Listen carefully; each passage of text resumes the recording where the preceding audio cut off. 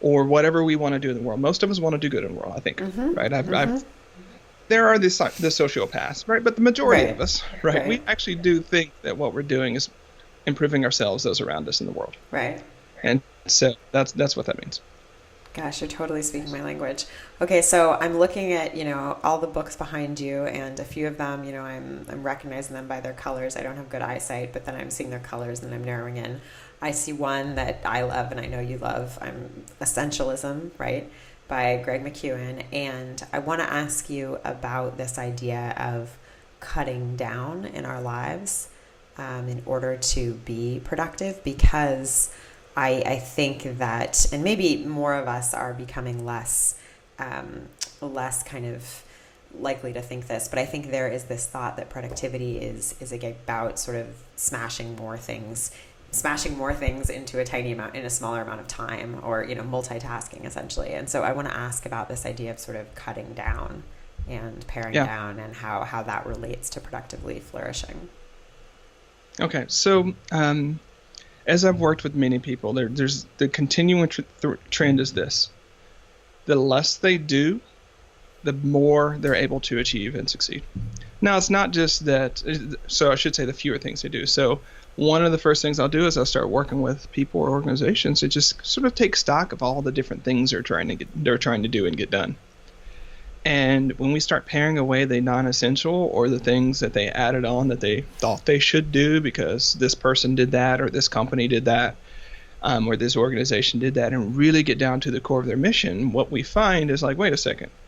It's not just that doing two things at the same time will like get us there faster. And it's not that doing two things cuts our accomplishment in those things in half. It's more like it cuts them in a quarter.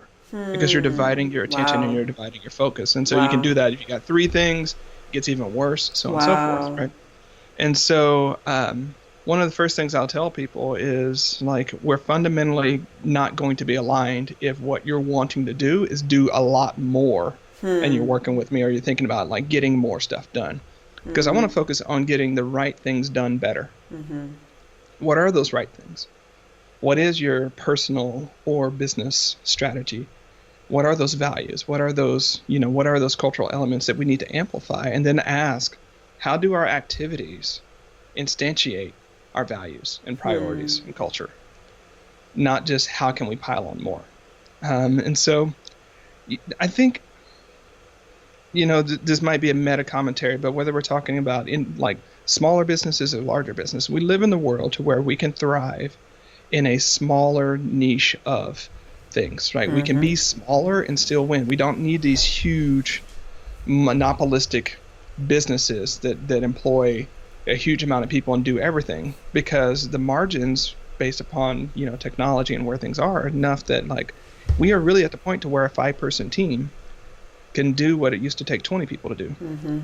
So why do we focus on 20 people teams, or 100 people teams, or 1,000 people teams? Again, we're so wired through cultural biases, and I don't know where all it comes from, but we're so wired to think big, when really what I want people to think is right. Right. What's right? And so that's where essentialism comes in. That's where I'm a minimalist. I don't talk a lot about it. I've got colleagues and friends who do. But you start noticing that the more stuff you cut away, the more you're able to focus on the things that matter most. Whether it's possessions, whether it's people who you can neither call an associate nor a friend. They're just kind of people that you're with, right? Whether it's business projects or creative projects or whatever it might be. I think we win more and more doing fewer things while still, so here's the while still, because I know I work with a lot of creative people and I'm a creative person. I'm into a lot of things myself, right? I think there's a way to make fewer commitments, but still have a rich and very diverse life as you're working with different people and doing different things. So, I've got Productive Flourishing that I'm a part of. I'm a board chair for the Wayfinding Academy, which is a 2-year college here in Portland. I'm on the board of Social Venture Partners Portland, we're doing great things there. I won't necessarily go into that. Got a rich friend life, but I'm still in each one of those things. I'm not doing that much. I'm not trying to fill every hour of my day with that. In fact, the hardest thing that I'm doing right now is focusing on working less. And that's a challenge, to be honest, right? It's really like, what would it look like to constrain my day to 8 hours where creative work, which has historically gotten a free pass, is included in that 8 hours. What do you mean historically has gotten a free pass? What do you mean by that? It's got a free pass because I'm an early riser, and so I'll get up at 6 or 6:30, and I'll start, I'll do my morning routine, and then I'll start writing, and then I'll write for 2, 3, 4 hours a day, and then I'll do all of my meetings and interviews and things like that until 5, 6 o'clock in the day, and then you look up and you're like, wow, I've been like really mentally engaged in this stuff for 11, 12 hours. Yeah. Because creativity has gotten a free ride in that way. But the more I think about it, and the more, I don't know if it's age creeping up on me or just different levels of awareness, I'm like, but those 3 or 4 hours, yes, they fueled me. Yes, it was fantastic. But that was really hard work, right? It was really soulful, emotional, engaged, hard work. And then you stack that with a full day behind it, and you end up in this sort of position like, why am I tired every day? Why am I getting to dinner and I'm zapped? Like, what type? I mean, I think, and so creativity has gotten a free ride because, part of it may be the genesis of how I got into this, that I was always stealing time from my other things to do the writing, right? And so I just had that sort of aspect about it. But as I've started incorporating and saying, no, let's count that as work and see what happens, the more that other things have shifted in my life, so that I'm much more energetic now, much more centered. I'm not as tired.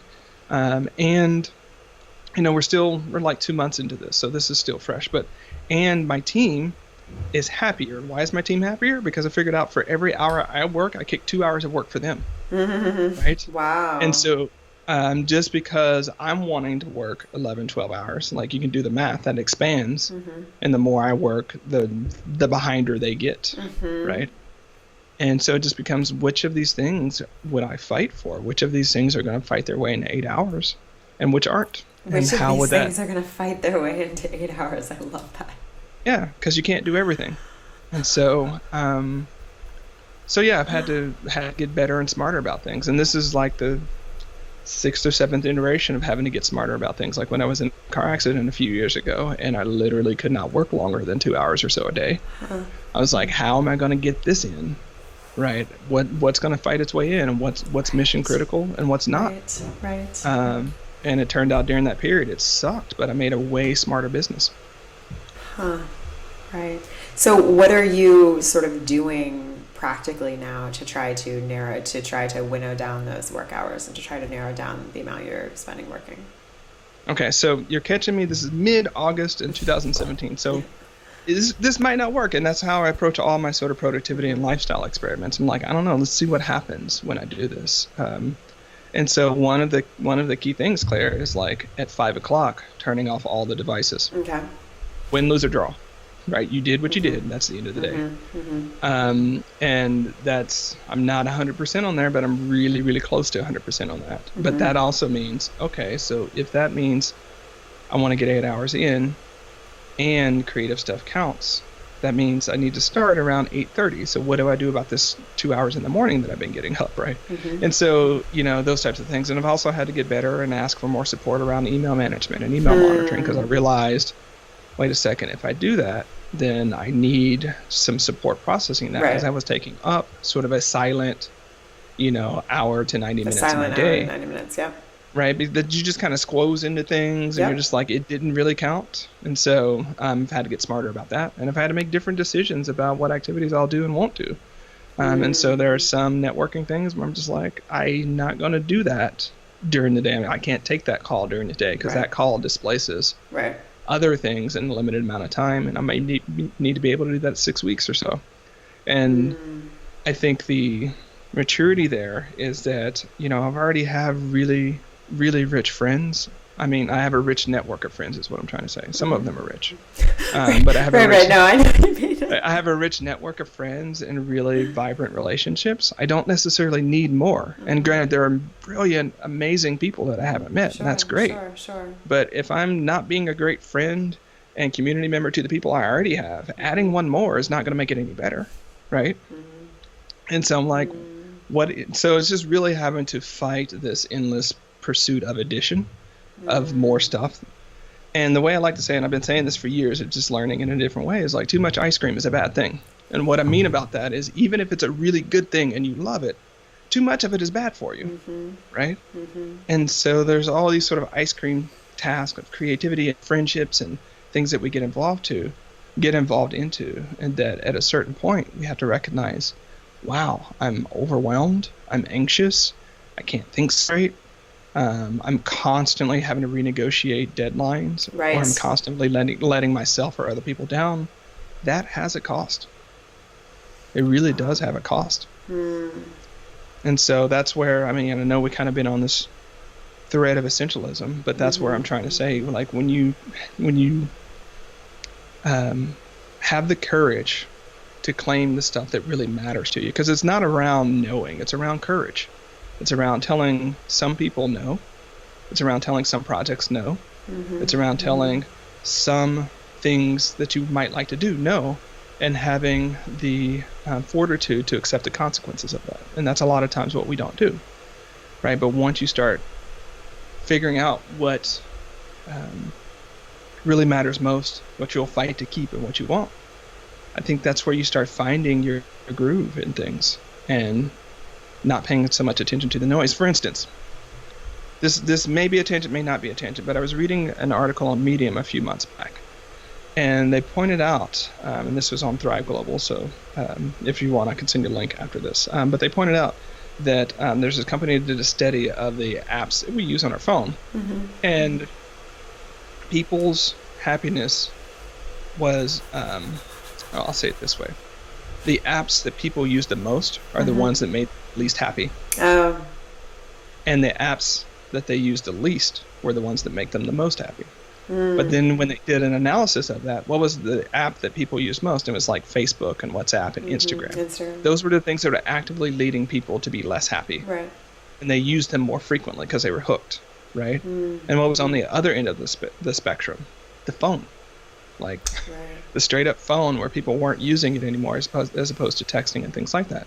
And so we are at this point to where I think being super conscious about whether a certain activity nourishes you or not, and having the courage to say, you know what, that doesn't feed me. I'm going to draw a boundary there, and I'm going to go focus on something that does, can be incredibly liberating and scary at the same time.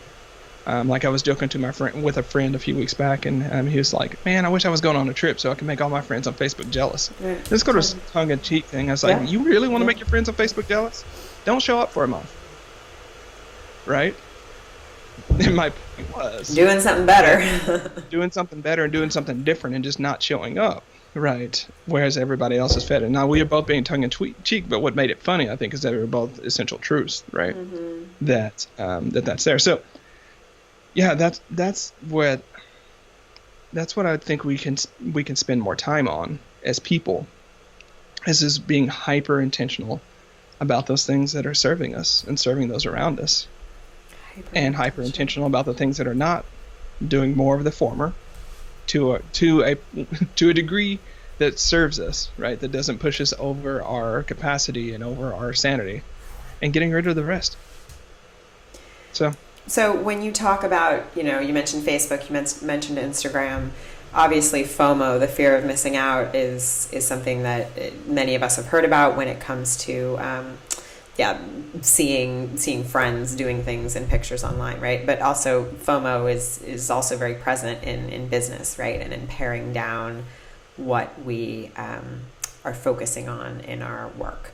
How do you advise your clients and people who work with you to start kind of re-evaluating this fear of missing some big opportunity, essentially, by saying no? So, and I know I'm going to sound really dour here, Claire, really dour and sort of pessimistic, but play with me on this one. The first thing is, don't pay attention to the optics, because when you think about it, many people are not happy, right? And so if you are paying attention to their feeds and they're not happy, why would you want to do more of what they're doing if they're not fundamentally happy with who they are and where they are in life, right? Now, pictures and things like that may convince you otherwise, but the more you pay attention to the optics, remember, we don't usually go on Facebook, Instagram, social media, and air our dirty laundry. We show the good stuff, right? We show this portion of our life that's great, but we never know what percentage people are sharing. They might be sharing the 2% great parts of their life. That other 98% they're really uncomfortable about. Reminds me of a quote that's attributed to Plato, but it's actually from Ian McLaren. It's like, be kind, for everyone you meet is fighting a hard battle. Be kind, for everyone you meet is fighting a hard battle. Everybody's going through something, but you don't necessarily see that something in their Facebook feeds, in their social media feeds. And so if you're using that as a representation of what's reality, like we know from behavioral economics that it's not our current position that makes us uncomfortable, it's our position relative to other people.